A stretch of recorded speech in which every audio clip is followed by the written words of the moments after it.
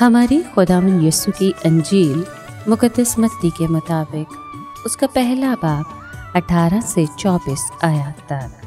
اس وقت یسوع مسیح کی پیدائش یوں ہوئی کہ جب اس کی ماں مریم یوسف کے ساتھ بیاہی گئی تو ان کے اکٹھے ہونے سے پہلے وہ روح القدس سے حاملہ پائی گئی۔ تب اس کے شوہر یوسف نے، جو راست باز تھا اور اسے رسوا کرنا نہیں چاہتا تھا، ارادہ کیا کہ اسے چپکے سے چھوڑ دے۔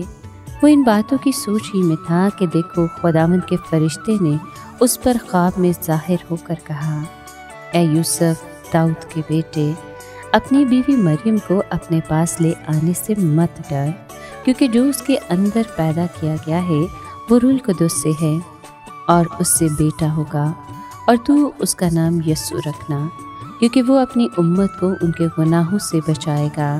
یہ سب کچھ ہوا تاکہ جو خداوند نے نبی کی معرفت کہا تھا پورا ہو، کہ دیکھو، کنواری حاملہ ہوگی اور اس سے بیٹا ہوگا، اور اس کا نام ایمانویل رکھیں گے، جس کا ترجمہ ہے خدا ہمارے ساتھ ہے۔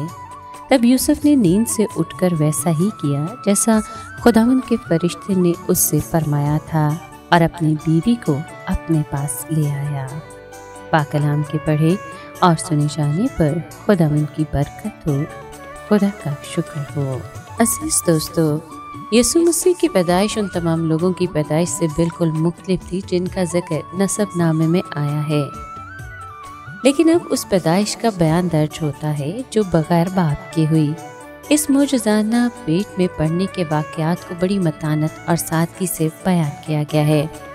یعنی مریم کی منگنی یوسف سے ہو چکی تھی، یعنی وعدہ اور عہد ہو چکا تھا کہ مریم کی شادی یوسف کے ساتھ ہوگی، لیکن تاحال شادی ہوئی نہیں تھی۔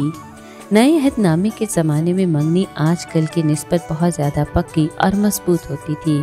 اسے صرف طلاقی سے توڑا جا سکتا تھا۔ اگرچہ منسوب جوڑا شادی سے پہلے اکٹھا نہیں رہتا تھا، مگر بے وفائی کو زناکاری مانا جاتا تھا، اور جس کی سزا موت تھی۔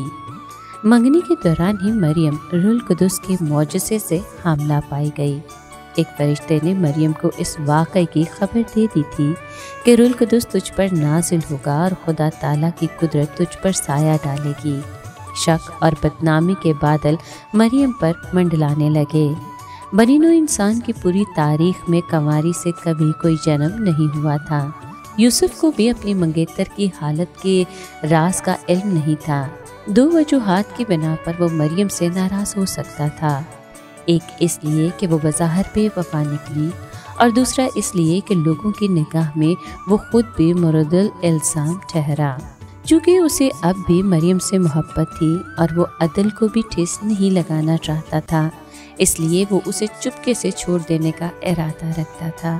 وہ اپنی منگیتر کو اعلانیہ بے عزتی سے محفوظ رکھنا چاہتا تھا۔ یہ نرم خو اور مدبر شخص مریم کو ہر قسم کی بدنامی سے بچانے کی تدبیریں سوچ رہا تھا کہ خداوند کے فرشتے نے اسے خواب میں دکھائی دے کر کہا، اے یوسف ابن داؤد۔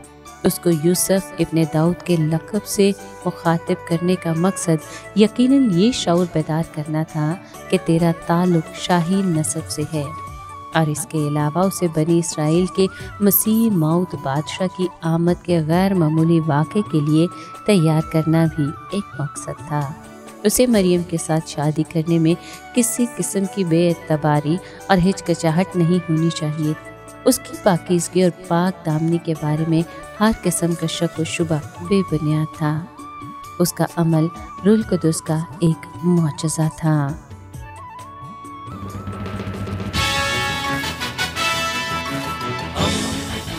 دوستی کا پیمبر، ریڈیو ویریتاس ایشیا۔